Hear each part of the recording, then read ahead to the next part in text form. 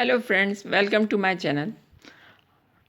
आज की वीडियो में हम अरस्तु के बारे में बात करेंगे। अरस्तु महान यूनानी दार्शनिक थे। वे प्लेटो के शिष्य और सिकंदर के गुरु थे। आज की वीडियो में हम इनके जीवन परिचय के बारे में चर्चा करेंगे और नेक्स्ट वीडियो में इनके सिद्धांतों को देखेंगे। तो चलिए शुरू करते हैं आज का वीडियो, जो बहुत ही इंपॉर्टेंट है। तो प्लीज़ इसे सारे पॉइंट्स को आप लिख लीजिएगा ताकि आपको पढ़ने में सुविधा हो। तो चलिए शुरू करते हैं आज का वीडियो, जिसमें पहला है अरस्तु का जन्म। अरस्तु का जन्म 300 पूर्व में हुआ था। फिर नेक्स्ट है जन्म स्थान, उत्तरी ग्रीस, स्टैटिगिरा। स्टैटिगिरा जो है वह मकदूनिया के तट पर स्थित है। इसे भी आप नोट कर लीजिएगा, मकदूनिया के तट पर स्टैटिगिरा स्थित है। फिर नेक्स्ट है अरस्तु के पिता का नाम क्या था? निकोमेकस। निकोमेकस जो थे वो शाही चिकित्सक थे, जिसके वजह से अरस्तु का जीवन व्यापन बहुत ही संपन्न परिवार में हुआ था। फिर नेक्स्ट है अरस्तु के माता का नाम फिस्टस था। फिर नेक्स्ट है अरस्तु के गुरु का क्या नाम था? तो प्लेटो। प्लेटो से तो हम भली भांति परिचित है, जो हमारे राजनीति विज्ञान के पिता कहे जाते हैं। फिर नेक्स्ट है अरस्तु की मृत्यु कब हुई? तो 322 ईसा पूर्व में हुई। जब सिकंदर की मृत्यु 322 ईसा पूर्व में हुई, तब सुकरात की स्थिति, जैसे कि सुकरात को जहर पिला दिया गया था, उसी स्थिति से बचने के लिए उन्हें भी ऐसा लगा कि विरोध के कारण कोई उनके साथ भी वैसा व्यवहार ना कर दे, इसलिए वे वहाँ से भाग गए। और वहीं उसी वर्ष उनकी मृत्यु यूयोगिया में हो गई। यूयोगिया एक स्थान है, वहाँ पर उनकी मृत्यु हो गई। और कुछ व्यक्तियों का विचार है कि उसकी मृत्यु आत्महत्या के परिणाम थी। तो मृत्यु स्थान कौन सा था? यूयोगिया। फिर आते हैं नेक्स्ट में।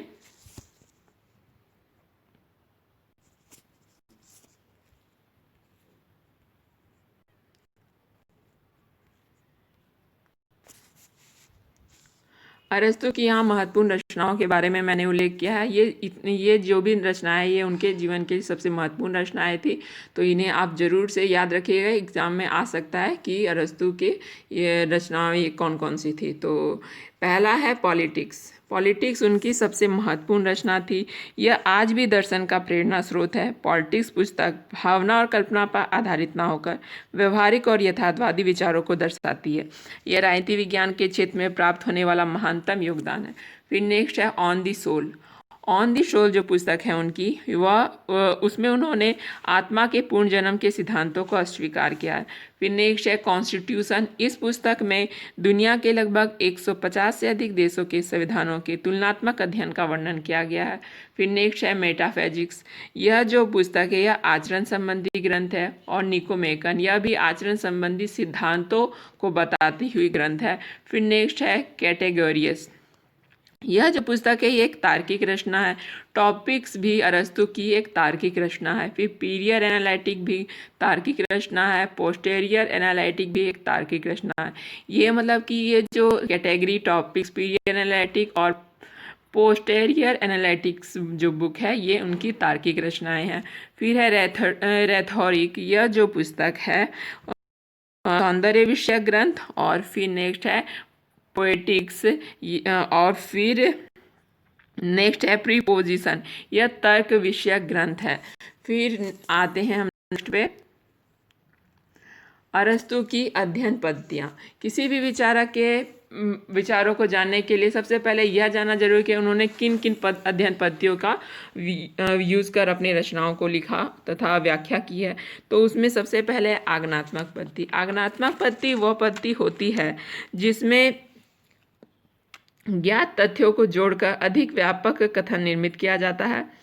फिर नेक्स्ट है द्वंद्वात्मक पद्धति। द्वंद्वात्मक पद्धति दो या दो से अधिक लोगों के बीच चर्चा करने की विधि, जो किसी विषय पर अलग अलग राय रखते हैं और एक महत्वपूर्ण विचार तक पहुंचने चाहते हैं, तो वो होगी द्वंद्वात्मक। फिर है सौदेशीय पद्धति।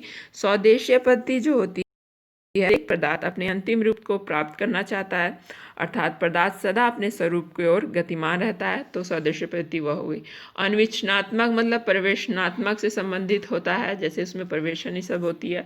फिर नेक्स्ट है विश्लेषणात्मक। विश्लेषणात्मक पद्धति जो होती है वह किसी वस्तु को उसके विभिन्न निर्माणकारी अंगों में बांट कर उसका अध्ययन करना ही विश्लेषणात्मक अध्ययन। फिर तुलनात्मक, जो दो या दो से अधिक की तुलना करके की जाती है।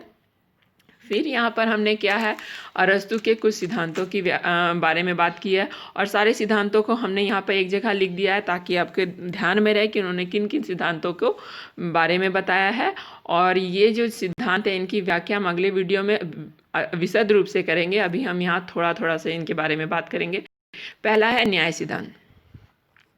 न्याय सिद्धांत जो है वह अरस्तु के तमाम का मानना था कि व्यक्ति के तमाम नैतिक गुण यानी सद्गुण का व्यवहारिक रूप न्याय है। उदाहरण के स्वरूप एक व्यक्ति ईमानदार होना सद्गुण है और जब वह व्यक्ति दूसरे व्यक्ति के साथ ईमानदारी का व्यवहार करता है तो वही ईमानदारी का व्यवहारिक रूप न्याय हो जाता है। फिर नेक्स्ट है शिक्षा का सिद्धांत। अरस्तु ने अपने पॉलिटिक्स की 7वीं पुस्तक में शिक्षा सिद्धांत की व्याख्या की है। उनका मानना है कि एक सभ्य राज्य और नगर राज्य के लिए शिक्षा का होना आवश्यक है। शिक्षा से ही व्यक्ति का पूर्ण व्यक्तित्व विकास सम्मान भी शिक्षा के द्वारा ही होता है।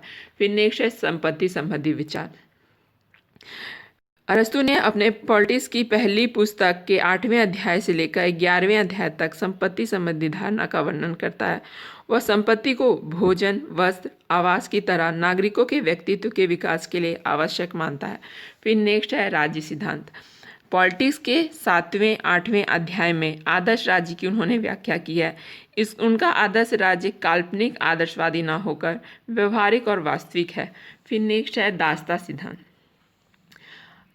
अरस्तु के दासता सिद्धांत से उनकी रूढ़िवादी विचारक होने का पता चलता है। उसने दास को पारिवारिक संपत्ति का एक सजीव भाग माना है। परिवार का आवश्यक अंग जिस प्रकार संपत्ति है और संपत्ति का आवश्यक अंग उन्होंने दास को माना है। फिर नेक्स्ट है क्रांति संबंधी सिद्धांत। संबंधी सिद्धांत के बारे में उन्होंने पॉलिटिक्स के 5वें अध्याय में क्रांति संबंध में अपने विचारों को प्रतिपादित किया है। उनका मानना था कि शासन या संविधान में किसी प्रकार के परिवर्तन ही क्रांति है। फिर नेक्स्ट है नागरिकता सिद्धांत। पॉलिटिक्स के 3रे अध्याय में नागरिकता सिद्धांत को उन्होंने बताया है। उसने राज्य को स्वतंत्र व्यक्ति के संघ के रूप में स्वीकारा है और उनका मानना है कि किसी नगर में निवास मात्र से नागरिकता नहीं मिलती और ना ही जन्म से और ना कुछ कानूनी अधिकारों को प्राप्त कर लेने से, बल्कि नागरिकता न्याय, प्रशासन एवं राज्य में कानून निर्माण को भाग लेने से मिलती है। फिर नेक्स्ट है संविधान वर्गीकरण संबंधी सिद्धांत। अरस्तु ने संविधान वर्गीकरण सिद्धांत को अपने पुस्तक पॉलिटिक्स के 3री पुस्तक में 6ठे से 8वें अध्याय में संविधान का वर्गीकरण करता है और उनके संविधान के वर्गीकरण का 2 आधार है। पहला, संप्रभुता कितने व्यक्तियों के हाथों में है और दूसरा, शासक का उद्देश्य क्या है। फिर नेक्स्ट है अरस्तु के निजी शिक्षालय का क्या नाम है। तो अरस्तु के निजी शिक्षालय का नाम लीशियम है। यह बहुत ही इम्पोर्टेंट है। इसमें है कि आपको आ सकता है कि निजी शिक्षालय का क्या नाम था, तो लीशियम आप नाम जरूर से याद रखिएगा। फिर आते हैं आगे। अरस्तु ने कितने संविधानों का अध्ययन किया है। तो अरस्तु एक महान राजनीतिज्ञ वैज्ञानिक था और उन्होंने 158 संविधानों का अध्ययन किया था। फिर इनके बहुत सारे उपनाम भी हैं, जैसे इन्हें राजनीति विज्ञान का जनक कहा जाता है। यह अरस्तु बहुत इंपॉर्टेंट है, ये सब आप जरूर नोट कीजिएगा। संविधानवाद का जनक भी उन्हें कहा जाता है। और फिर नेक्स्ट है तुलनात्मक शासक का जनक भी उन्हें कहा जाता है। फिर आते हैं नेक्स्ट में अरस्तु के शिष्य का क्या नाम था। तो अरस्तु के शिष्य का नाम एक महान शासक था। तो हो सकता है क्वेश्चन में आ जाए कि सिकंदर के गुरु कौन थे। तो अरस्तु थे। फिर नेक्स्ट है अरस्तु के प्रथम राजनीति वैज्ञानिक किसने कहा। तो मैक्सी ने कहा। फिर नेक्स्ट है अरस्तु की सर्वाधिक महत्वपूर्ण रचना कौन सी है। तो पॉलिटिक्स है। जैसा कि हमने देखा कि पॉलिटिक्स के बहुत ही आज के समय भी यह महान योगदान है राजनीति में, विज्ञान में। तो फिर नेक्स्ट है जीव विज्ञान का पिता। तो ये जो अरस्तु थे उन्हें जीव विज्ञान का भी पिता कहा जाता है, तो यह भी आप जान लें।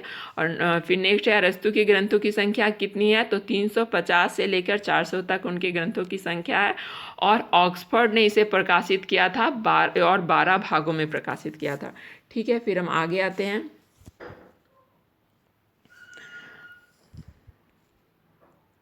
अरस्तु के कुछ महत्वपूर्ण कथनों की व्याख्या मैंने यहाँ पर की है, क्योंकि किसी भी व्यक्ति के कथन से ही उनके विचारों का पता चलता है। तो इसे मैंने एक है, जो महत्वपूर्ण कथन है उन्हें लिख दिया है, तो प्लीज़ इसे आप जरूर से नोट डाउन कीजिएगा। फिर नेक्स्ट है राज्य, अरस्तु के महत्वपूर्ण कथन। राज्य सामाजिक जीवन की अंतिम अवस्था है। उनका मानना था कि राज्य जो है वह सामाजिक जीवन की अंतिम अवस्था है। राज्य व्यक्ति से पूर्व संगठन है। फिर नेक्स्ट है समय की दृष्टि से परिवार पहले, परंतु प्रकृति की दृष्टि से राज्य पहले है। फिर नेक्स्ट है राज्य का स्वरूप जैविक है। फिर है राज्य एक आत्मनिर्भर संगठन है। ये जितने भी बात उन्होंने कही है वह बहुत ही व्यवहारिक और यथार्थवादी प्रकट होती हैं। फिर नेक्स्ट है राज्य जीवन के लिए अस्तित्व में आया है और वह अच्छे जीवन के लिए अस्तित्व में बना है।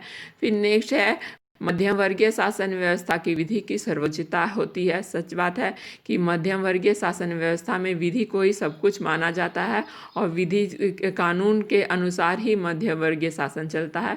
तो और फिर नेक्स्ट है राज्य नागरिकों का समूह है। यह तो बहुत ही एकदम सही बात है। फिर नेक्स्ट है संपत्ति विहीन स्त्री, वृद्ध, बच्चे, दास, श्रमिक वर्ग आदि को नागरिकता प्राप्त नहीं होने चाहिए।